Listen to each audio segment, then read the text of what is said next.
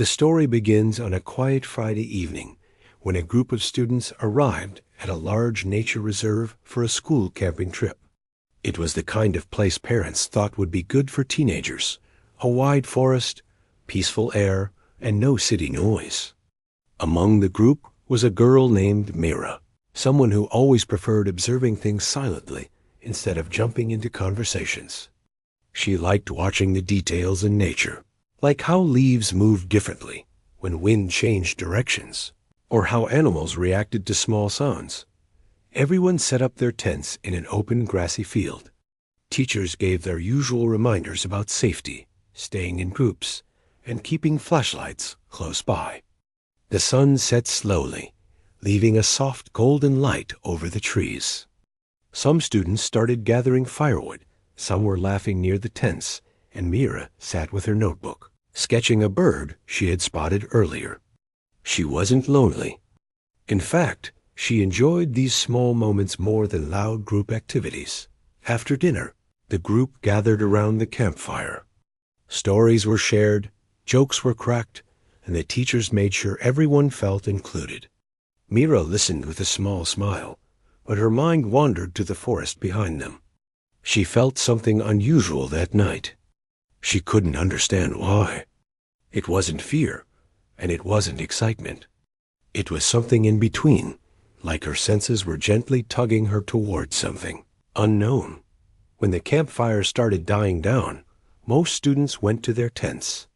Myra stayed behind for a moment, looking at the trees that seemed darker than usual. A cool breeze moved across the field, and she felt an odd vibration in the air. She looked up. The stars were brighter than she had ever seen before. A teacher called her to go to sleep, and she nodded, putting away her notebook. Inside her tent, she laid down, but sleep didn't come. Her mind stayed awake, listening to the small sounds outside, the crickets, the wind, the faint rustle of leaves. After almost an hour, her curiosity pushed her to unzip the tent slightly and peek out. She saw nothing strange at first, only the soft moonlight touching the grass. But then she noticed a flicker of light deep inside the forest. It wasn't like a flashlight or a lantern. It flickered softly, almost rhythmically, like a heartbeat. Myra frowned, trying to understand what it could be. She thought maybe another student wandered off, which was against the rules, and then came that humming sound. A low vibration that didn't feel like it came from the ground or the sky. It felt like it was inside the air itself. A steady, soft hum that pulsed slowly. Myra's heart beat a little faster, but not in fear. Something about the sound felt strangely calming, like it was calling her without words.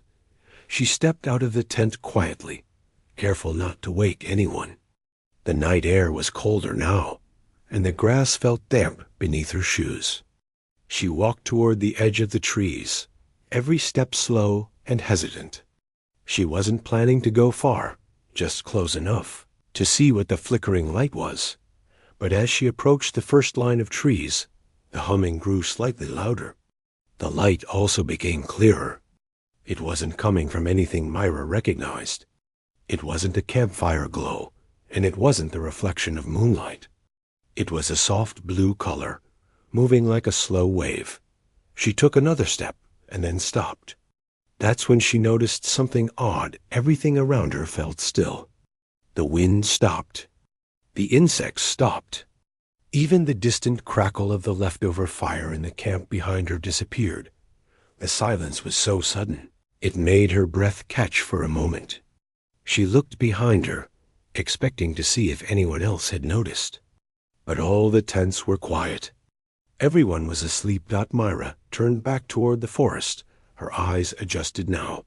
She could see the glow more clearly, shaping itself like a round halo between the trees.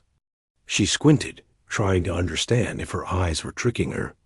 She took one more quiet step forward, and the ground beneath her foot felt warmer, as if she stepped on something that wasn't soil.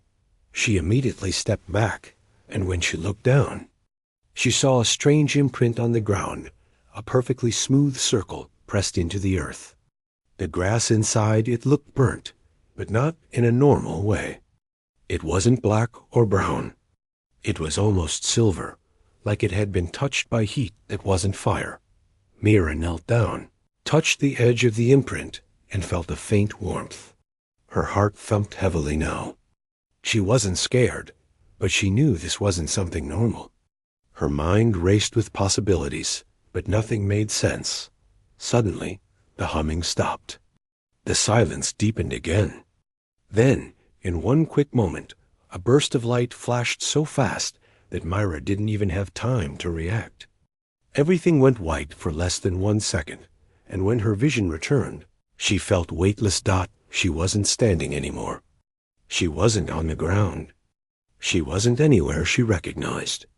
She was surrounded by a soft glow, unable to feel her feet, unable to hear anything except her own heartbeat. She tried to speak, but no sound came out. Her mind panicked for a second, but then she felt something strangely calming, a feeling like she was being lifted carefully, not harshly. She blinked over and over, trying to clear her vision. Slowly shapes began to form. The glow faded, and she found herself inside a smooth metallic room with curved walls that seemed alive with moving patterns. Mira knew instantly she was no longer on Earth. Her legs trembled as she stood. She turned around slowly, taking in every detail. No windows, no visible doors, just soft blue light flowing through lines in the walls. A sudden sound echoed behind her, a soft click, like something unlocking. A section of the wall slowly shifted, and a cold mist drifted out. Myra held her breath, unsure of what was coming. Then she saw them. 3 tall figures walked out, their steps light, almost gliding. Their skin had a faint shimmer, like scales made of light instead of matter. Their eyes were narrow and bright, studying her with a strange mix of amusement and curiosity. They spoke to each other in a language that sounded like layered echoes, as if each word came from multiple directions at once. Myra felt her knees weaken, not from fear, but from disbelief. She knew what she was looking at. They weren't human. They weren't even close. And yet, they weren't attacking her. They were watching her the way scientists watch something interesting. One of them tilted its head, observing her reactions. Another made a gesture, and the floor beneath her glowed softly. Mira felt a small lift beneath her feet, as if the ground itself moved. She realized they were testing her. They seemed amused, not cruel, not violent, just curious, like they expected her to cry or panic. But Myra didn't do either. She simply stood there, breathing slowly, trying to understand what they wanted. The tallest one finally stepped forward, its posture relaxed, but its expression unreadable. It made a slow movement with its hand, and a portion of the wall opened up, revealing another chamber. Mira could hear faint echoing sounds coming from inside deep, low vibrations that didn't sound like machines. Whatever was inside that chamber was alive. The aliens looked at Mira again, almost as if they were waiting to see how she reacted. One of them made a quiet sound that resembled laughter, or maybe mockery. They expected her to fear what was in that room, but Myra stayed calm. She didn't know why, maybe because something inside her understood that panicking wouldn't help. Maybe because she had always been good at staying steady when animals were frightened. The aliens exchanged glances, clearly surprised. She wasn't reacting the way they expected. Instead of stepping back, Mira took one small step forward, toward the chamber. The aliens didn't stop her. They simply watched, and that was the moment. Everything began to change because they thought they understood humans completely. But Myra was nothing like what they imagined. And what waited inside that chamber would soon prove them wrong in a way they never anticipated. Mira stood at the entrance of the strange chamber, staring into the dim light that flickered inside. Her heart thudded against her ribs, but her breathing stayed steady. She didn't know why she felt so calm, especially in a place where nothing felt familiar. But something inside her told her to stay collected. Behind her, the tall alien figures continued observing her, their eyes unblinking and their expressions unreadable. They seemed almost amused by her lack of panic. One of them made a soft sound, something between a whisper and a laugh, as if mocking her bravery. Mira ignored them. She kept her eyes on the dark chamber. She could hear the low, deep vibration sounds that didn't match anything she had ever heard before. They weren't threatening, but they weren't comforting either. It felt like a giant creature breathing very slowly. She stepped forward. The floor beneath her feet felt warm, almost alive, like the entire place was made of a living metal. As she moved closer, she noticed faint blue patterns glowing along the walls, lighting her path with a gentle shimmer. When she reached the threshold of the chamber, the room widened before her. It wasn't fully bright, but she could now see enough to understand the shape of the space. The walls curved smoothly, forming a circular arena-like area. In the center of the room, behind a layer of translucent energy, something large moved. Mira froze not out of fear, but in awe. The creature was huge, much larger than anything she had seen on Earth. Its body was covered in scales that reflected different shades of silver and blue. When it shifted slightly, the light on its scales rippled like water. Its head was shaped like a reptile's, but its eyes were gentle, almost soulful. The aliens had expected Mira to scream or back away. Instead, she found herself stepping forward again, very slowly. She could feel the aliens' curiosity behind her. Even without turning around, she knew they were still watching her like scientists studying an unusual experiment. The creature lifted its head. Its nostrils flared slightly, as if it was smelling the air or smelling her. Mira swallowed, but she didn't break eye contact. She had handled frightened animals before: dogs, horses, even a distressed farm animal once. She knew eye contact could be dangerous if done wrong, but there was something about this creature's eyes that didn't feel threatening. For a moment, they simply stared at each other. Mira could feel the room's energy shift slightly, like the air was thickening between them. The creature blinked slowly, almost thoughtfully. She whispered under her breath, "It's okay. I'm not here to hurt you." Her voice echoed strangely in the room, almost as if the walls carried her words and softened them before they reached the creature. The beast tilted its head, watching her with a surprising level of intelligence. It didn't roar, it didn't growl, it didn't charge at the energy barrier. It simply observed her, much like she observed it. The aliens behind her made another sound, more annoyed this time. They expected fear, not calmness. They had brought her here for their own amusement, to see how a human reacted when placed in front of their most intimidating creature. But their plan wasn't working the way they had predicted. One of them stepped forward and tapped a glowing panel on the wall. The energy barrier around the creature flickered for a moment. The creature flinched, its scales tightening. It looked toward the aliens, and then back at Mira. She felt a sudden urge to protect it. Even though she had no power here, she glanced behind her and noticed something new. The aliens weren't expecting the creature to react like this.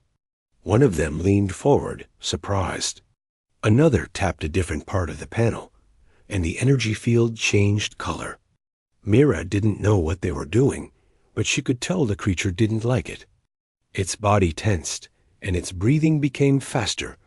Mira stepped closer to the barrier. "Hey, it's all right," she said softly. Her voice carried again, but this time it felt stronger. The creature lowered its head slightly, as if listening. The aliens exchanged glances. They looked annoyed, confused, and something else maybe worried. They clearly knew their creature well, and this behavior was unexpected. Mira lifted a hand and placed it gently against the barrier. The surface was warm and smooth, and she felt a small vibration under her palm. The creature stared at her hand for a long moment, then slowly lifted one of its own limbs. Its claw stopped just before the barrier, inches from her hand, separated only by the glowing energy field. It wasn't attacking. It was reaching back. Myra's breath caught. She felt something in her chest, something she couldn't explain. A connection. A recognition. As if the creature understood she wasn't there to harm it. Behind her, one of the aliens made an angry clicking sound. Another tapped the panel too hard, and the barrier flickered again. The creature startled and moved back, its scales tightening with distress. Myra turned to the aliens, her expression firm. "Stop," she said quietly, but sharply. It surprised even her. She didn't expect her voice to come out with that much strength. The aliens paused for a moment, clearly confused by her reaction. They weren't used to humans speaking to them with authority. Instead of stopping, they activated another control. A soft buzzing filled the room, and the barrier around the creature began to shrink slightly, making the space tighter. Myra saw panic flicker across the creature's body. Its breathing sped up, its tail curled inward, its head lowered defensively. It wasn't a threatening creature. It was a scared one, and Myra recognized that immediately. She had seen the same behaviors in animals pushed into uncomfortable situations. That realization changed something inside her. She felt responsible, not because she caused this, but because she was the only one the creature seemed to trust. Without thinking, she stepped closer to the shrinking barrier and spoke again, louder this time. "Hey, it's okay. I'm here." Her voice echoed with a strange resonance, as if the room amplified her intention. The creature looked at her again, focusing only on her voice. To her surprise, the shrinking barrier stopped. The buzzing sound faded. Myra turned her head slightly, just enough to see the aliens exchanging shocked expressions. One of them tapped the panel again. Nothing happened. The barrier didn't respond. Myra didn't know what that meant, but she could feel their confusion. She wondered if her voice, or her presence, had somehow interfered with the barrier system. Slowly, the creature lifted its head and stepped closer again. It made a low sound, almost like a soft rumble, but it wasn't threatening. It was more like a gentle acknowledgement. Myra smiled a little, a warm, natural smile that she didn't expect to show in a place like this. "That's it, see? I'm not hurting you." The creature breathed deeply, and as it exhaled, the room's air seemed to steady. The strange tension that had been building melted away. Myra felt her shoulders relax, but the aliens were not calm. They didn't like what they were seeing. One of them stepped forward and waved a glowing device in front of Myra, measuring something. Another pointed at the creature, their expression hardening. They spoke to each other quickly, their voices rising in confused tones. Myra realized something important at that moment. They had never seen this creature behave like this with anyone, not even with themselves. The aliens didn't expect the creature to respond gently to a human. They didn't anticipate it to calm down simply because someone spoke softly to it.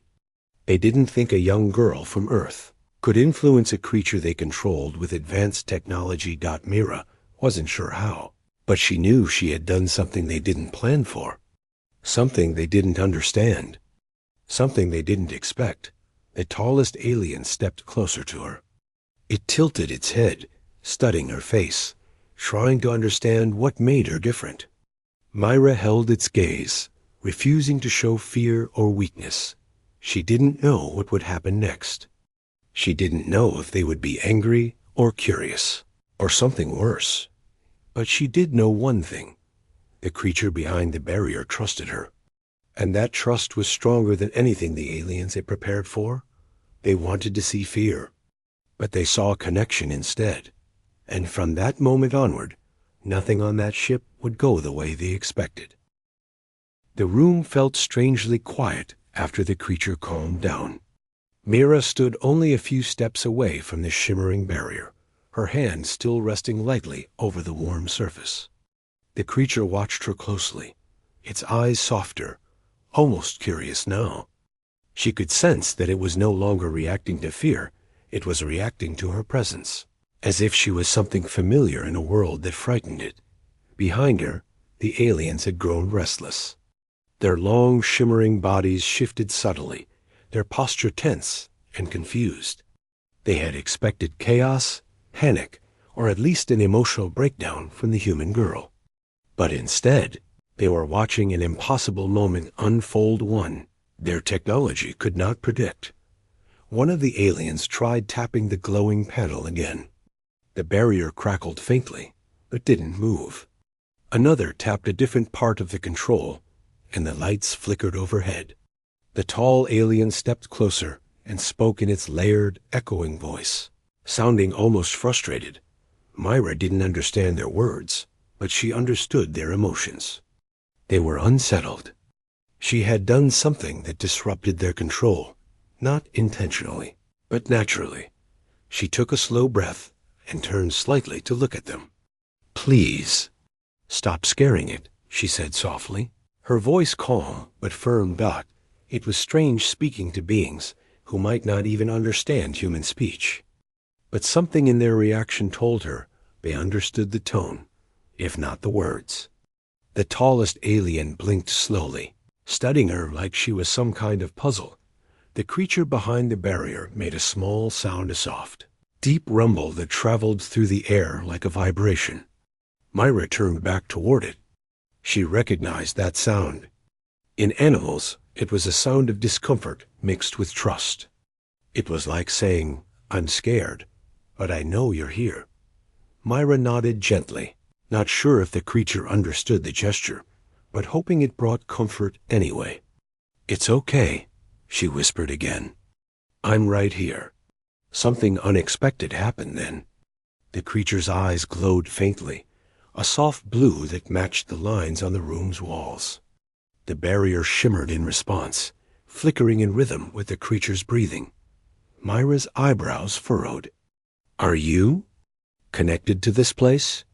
she murmured. The creature blinked once, slowly. Myra wasn't sure if she imagined the gesture or if it truly understood her.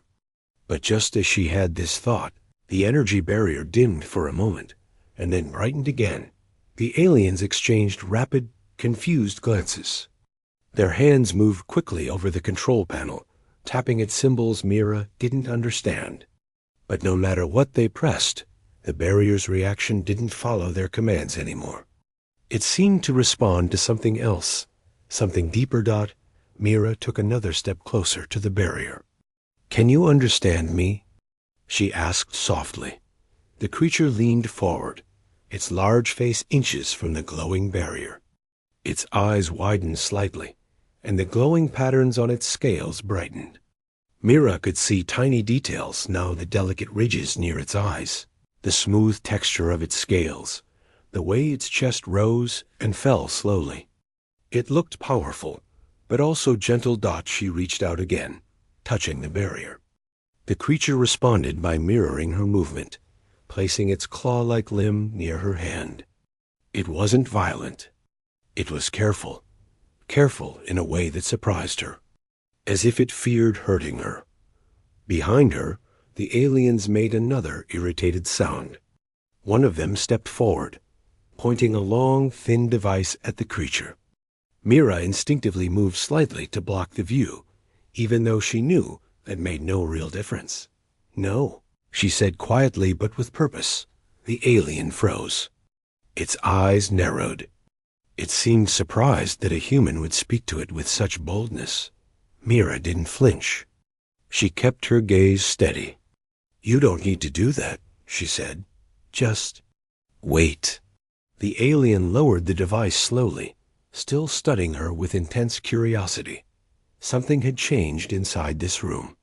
The aliens weren't in full control anymore. They weren't as confident.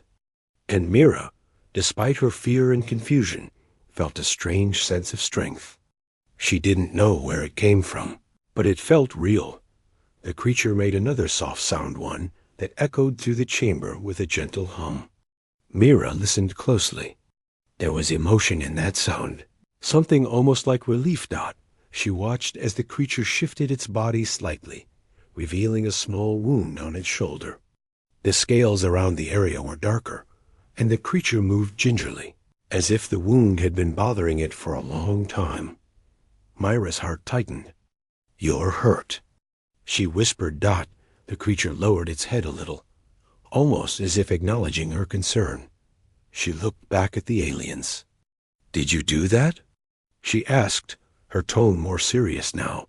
The aliens didn't respond. They simply stared at her with an expression she couldn't read, some mix of surprise, defensiveness, and confusion. Myra turned back to the creature. It slowly approached the barrier again, making another low sound. It reminded her of an anxious animal seeking comfort. "Don't worry," she whispered. "I'll help you if I can." But she didn't know how. She didn't even know how she got here, or how this ship worked. Still, something about the way the creature looked at her made her feel responsible. Like she was the only person who had ever shown it kindness. Then something unexpected happened. The barrier flickered once, twice, and then it dissolved. Not fully, but partially, creating a small opening at the bottom where warm air flowed out. Mira stepped back, startled. The aliens tensed immediately, taking defensive positions.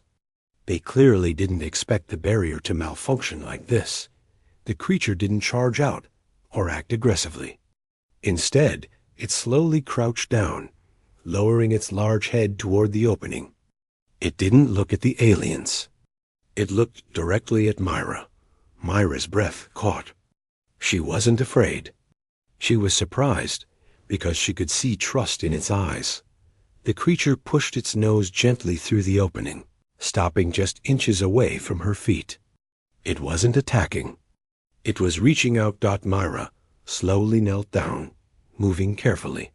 She placed her hand over the warm scales that peeked through the barrier gap. The moment her skin touched its scales, a strong vibration passed through her hand and up her arm. It wasn't painful. It was warm, comforting, almost like a silent communication. The creature made a soft, deep hum. Myra felt tears prick her eyes, not from fear, but from emotion she couldn't explain. She whispered, "You're not a beast. You're just scared?" Behind her, she heard the aliens gasp softly. They weren't expecting this level of connection. They whispered among themselves, looking between Mira and the creature in disbelief. The creature slowly pulled its head back behind the barrier, but its eyes didn't leave her. Mira stood again, wiping her hand on her pants. Though the warmth lingered. The tall alien approached her slowly, almost cautiously. Its voice echoed in the air, sounding serious, questioning. Mira didn't understand the words, but she understood the message. "How did you do that?" She shrugged softly. "I didn't do anything. I just listened." The alien tilted its head, clearly processing her response. The creature made another deep sound, and this time the lights on the walls brightened slightly in rhythm with its voice. Myra realized something incredible. The creature wasn't just connected to her. It was connected to the ship itself. The energy in the room reacted to its emotions. Myra stepped forward again, toward the creature. "Can you understand me?" she asked softly. The creature blinked once, then again. And deep inside its glowing blue eyes, she saw something she never expected: recognition. A small spark of understanding that didn't belong to instincts alone. She felt her heart slow and steady. "You're not alone," she whispered. "I'm right here." The creature's entire body relaxed visibly. The room seemed to breathe with it, but in the shadows behind her, the aliens watched with growing unease. The human girl had formed a bond with their strongest, most unpredictable creature, something they had never achieved themselves. And though Myra didn't know it yet, this moment would change everything. The aliens no longer saw her as a simple test subject. Now, she was something much more complicated, something they never anticipated. And the creature, once their greatest tool of intimidation, now had a connection they couldn't control. The balance of power had shifted. And it was only the beginning. The next morning began quietly, but something inside me felt unsettled. It was the kind of feeling you get when you sense that something important is going to happen, something that might change the direction of your life in a way you never expected. I tried to ignore it at first, but as the day moved on, that feeling kept getting stronger, almost like a gentle push telling me, "Pay attention." The sun was rising slowly, spreading a soft orange light across the sky. I sat near the window with a cup of tea, watching people outside beginning their routines. Everything looked normal: kids running to school, a shopkeeper sweeping the ground in front of his shop, an old man feeding birds like he did every day. But inside me, the heaviness from yesterday refused to leave. I kept thinking about the conversation I had the previous night. The tension, the unspoken questions, and the strange mixture of hope and doubt that kept circling in my mind. I wanted clarity. I wanted direction. Yet all I had were more thoughts, more confusion. By noon, I decided I couldn't sit still any longer. So I stepped outside to take a walk. Sometimes walking helps the mind breathe when everything feels too heavy. The weather was calm, and the cool breeze made the day feel lighter for a moment. I walked slowly, not rushing anywhere, just letting my mind settle. As I passed the small park near my street, I noticed a boy sitting alone on a bench. He looked around 10 or 11, holding a school bag on his lap and staring at the ground like he was lost in thought. Something about him made me stop. There was sadness in the way he held his shoulders heavy, as if he was tired in a way a child shouldn't be. I didn't want to disturb him, but after a few steps, I heard him sniffle. That small sound made me pause. I turned my head slightly and saw him wiping his face with the back of his hand, trying to hide it. I walked back gently and sat on the opposite end of the bench, leaving enough space so he didn't feel uncomfortable. For a moment, neither of us said anything. I didn't want to force him to talk, but I also didn't want to walk away while he was clearly upset. After a minute, I said softly, "It's okay. Sometimes the day is heavier than it should be." He didn't reply at first, but he looked up for a second, surprised that someone had noticed. His eyes were red, and his uniform shirt was slightly wrinkled, like he had been holding on to his bag for a long time. "You don't have to talk," I added. "Just breathe. You'll feel better." He stared at his shoes again and whispered, "I missed the school bus." That one simple sentence carried more weight than I expected. It wasn't about the bus. Missing the bus was just the spark. Something deeper was troubling him. I nodded slowly. "Missing the bus happens.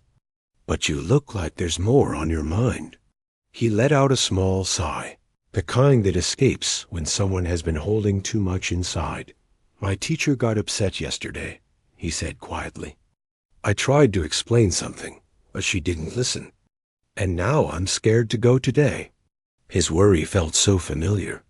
I remembered being young and feeling the world too big, too strict, too confusing. I remembered how even small problems felt huge because I didn't have the words or the courage to express them. "It's okay to feel scared," I told him gently. "But running from it will make you feel worse tomorrow. Sometimes you face things not because they're easy, but because you're stronger than you think." He didn't answer, but his breathing slowly relaxed. We sat like that for a while, just sharing the silence. Kids passed by, laughing and chasing each other, and the world around us felt normal again. After a few minutes, the boy stood up slowly. "Thank you," he said in a small voice, and walked away, still nervous but lighter than before. As I watched him leave, something inside me shifted. That small interaction reminded me of something important. Everyone carries silent struggles. And sometimes all someone needs is a moment of kindness, even from a stranger. When I continued my walk, my mind felt clearer. But the peace didn't last long, because soon after, I received a message on my phone that froze me in place. It was short, only a few words, but it carried a weight that hit me instantly. "Can we talk? It's important." I knew who it was from, and I knew this message wasn't random. The timing, the tone, it all felt like the beginning of something serious. For a moment, I considered ignoring it. I wasn't ready for another conversation that might shake everything again. But running away from things only made them grow bigger in the shadows of your mind. So after a few minutes, I replied, "Okay, where?" The answer came quickly, "Near the old cafe." In 15 minutes. My heart was beating fast, not in fear, but in anticipation. Whatever this was, it needed to be faced. I took a deep breath and walked toward the cafe that had been a quiet part of my life for years. The cafe wasn't fancy. Just a small place with 2 wooden benches outside and a door that made a soft bell sound whenever someone entered. I arrived early, so I waited outside, looking around. The street was calm, and the smell of fresh tea drifted from the open window. After a couple of minutes, I saw the person approaching. Their steps were slow, as if they too were unsure of how the conversation would unfold. When they reached me, there was a mixture of relief and tension in their expression. "Thanks for coming," they said softly. I nodded. "What's going on?" They hesitated before speaking, like they were choosing their words carefully. "We've been misunderstanding each other lately," they said, "and I don't want things to break because of silence. I just want things to be clear." As they continued talking, I listened quietly. Their voice was calm, but I could hear the worry beneath it. They explained how they had been feeling left out, how my distance made them feel unimportant, and how they didn't know how to express it without sounding dramatic. I felt a wave of guilt rise inside me. I hadn't realized my silence had created such confusion. "I'm sorry," I said honestly. "I didn't mean to make you feel that way. I just needed time to think, and I didn't know how to explain it." We talked for a long time, longer than I expected. And for the first time in days, the conversation felt real, open, and honest. No games, no assumptions. Just 2 people trying to understand each other better. By the end of it, something had changed. The tension that had hovered between us faded, replaced by a quiet understanding. Problems didn't vanish, but the weight was lighter, because now we were carrying it together. As we stood up to leave, I felt a strange sense of peace. Not because everything was perfect, but because I finally realized something. Sometimes life doesn't need sudden miracles or dramatic turning points. Sometimes it just needs small moments of honesty, small acts of kindness, and small steps toward understanding. And those small things, when added together, can shape your entire journey. When I walked home that evening, the sky was painted with soft shades of pink and purple. The breeze felt different, calmer, almost comforting. I knew challenges would still come. I knew mistakes were still possible, but I also knew I wasn't alone. And that realization gave me strength. Life wasn't supposed to be perfect. It was supposed to be real. And today, for the first time in a long time, it felt real in the best way. The next day started earlier than usual. I woke up before the alarm, not because I was excited, but because my mind simply refused to rest. Even though things had become clearer after yesterday's conversation, a part of me still felt there was more ahead, something waiting just around the corner. Sometimes life gives you a feeling before it gives you a moment. And this was one of those days. The room was quiet, and for a moment, I just sat there on the bed, watching the faint morning light enter through the curtain. I stretched my arms and took a deep breath, trying to shake off the restlessness. The air felt cold, but not in an unpleasant way, just enough to make me feel awake. I got up and went to the kitchen to make tea. The sound of the boiling water filled the silence, and the smell of tea leaves rising with the steam brought a small comfort. As I sat with the mug between my hands, I thought about everything that had happened recently, every conversation, every small shift, every unexpected turn. It was strange how things changed so quickly. One moment, life felt predictable, almost boring, and the next, it felt like every step mattered.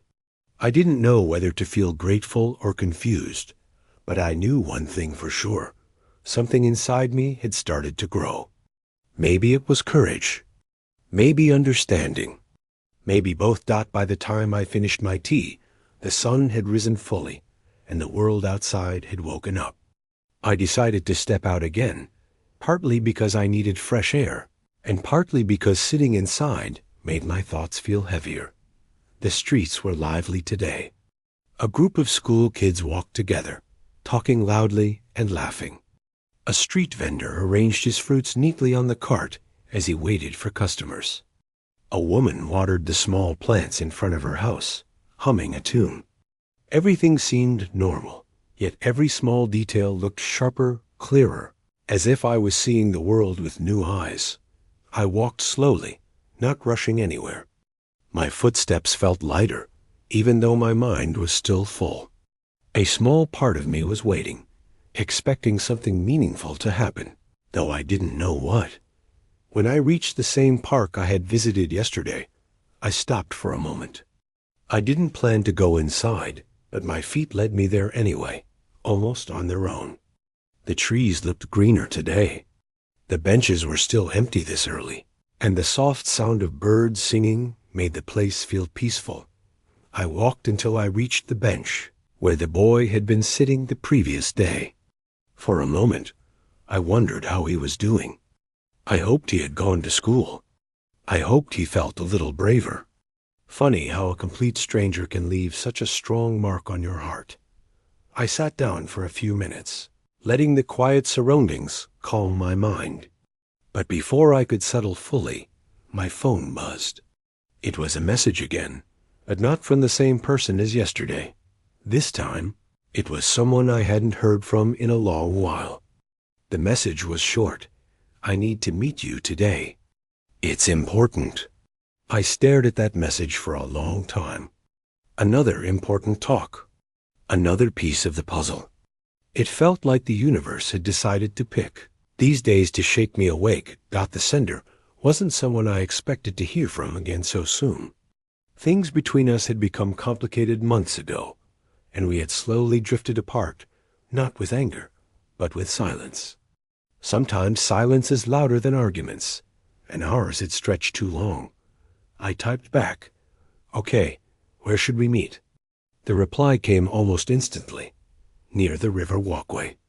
In an hour, I felt a small knot of nervousness tighten in my chest. I didn't know what this person wanted to talk about.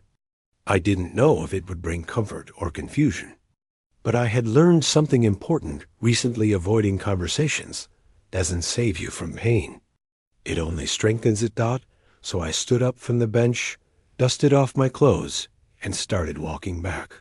I needed time to prepare myself, even if it was just mentally. When I reached home, the nervousness had grown a little. I washed my face, changed into clean clothes, and took one long breath before stepping outside again. The river walkway wasn't far. It was a peaceful place people often visited to relax, walk, or simply sit and think. When I reached the walkway, the river looked calm, almost still. The water moved slowly, reflecting the bright sky above. A few people were walking nearby, but the place wasn't crowded. I looked around and soon spotted the person I was supposed to meet. They were standing a few steps away, looking at the water with their hands in their pockets. They looked different, older, quieter, maybe more thoughtful than the last time I had seen them. When they turned and saw me, something shifted in their eyes, relief mixed with nervousness. They walked toward me slowly. "Thanks for coming," they said softly. I nodded. "Tell me what's going on." They hesitated for a moment before speaking. "I've been carrying something for a long time," they said, "and I didn't know how to tell you. But I realized I can't keep it inside anymore. It's affecting my decisions, my days, my thoughts. I waited patiently. Whatever they were about to say mattered to them, and for that reason alone, it mattered to me too. After a moment, they took a slow breath. I didn't walk away because I didn't care. I walked away because I didn't know how to handle everything happening in my life. I felt lost. And instead of sharing that with you, I hid it. I thought I was protecting myself, but in trying to protect myself, I hurt you too. Their voice shook slightly toward the end, and I could feel the weight of their words. For a moment, I didn't know what to say. The feelings were too mixed: surprise, confusion, and something like sadness. I took a moment before replying. You could have told me. I wouldn't have judged you. I wouldn't have left. I know, they said quietly. And that's exactly why I'm here now. I'm tired of silence. I'm tired of pretending everything is fine. I want to fix things, but I don't know if it's too late. The honesty in their voice touched me. It wasn't easy for people to admit their mistakes. It wasn't easy to show vulnerability. And here they were standing in front of me, trying to make things right. We stood quietly for a few seconds before I said, it's not too late to talk. It's never too late to understand each other. The tension in their shoulders softened, and they let out a small breath of relief. I don't expect everything to go back to the way it was, they said. I just want us to be honest again. Even if things move slowly. There was something comforting about the way they said it. No pressure, no demands, just honesty. We walked along the river for a while, talking about things we had never talked about before. Not just the problems, but the fears behind them. The doubts. The emotional weight neither of us had understood earlier. The more we talked, the more I felt the heaviness lifting, like clouds parting after days of rain. The air felt lighter between us. Not perfect, but peaceful. By the time we finished the walk, we both knew something had changed again. Not everything was fixed, and not everything was certain. But we had finally opened a door that had been closed for too long. As we parted ways, they said, thank you for giving me a chance to explain. I smiled lightly. Thank you for being honest. On the way home, the sky was getting cloudy, but the day didn't feel dull. Instead, it felt meaningful, like a new chapter was quietly beginning. Life had been testing me lately, in small ways and big ones. But through every challenge, one thing was becoming clear. Every conversation mattered. Every honest moment mattered. Every step toward understanding mattered. And maybe, just maybe, all the confusion and emotional storms were leading me somewhere stronger, somewhere clearer, somewhere where I could finally grow without fear. As I reached home, I felt tired, but not the kind of tired that makes you want to collapse. It was the kind that makes you reflect, breathe deeply, and appreciate how far you've come. Life wasn't perfect, but it was real, and that was enough.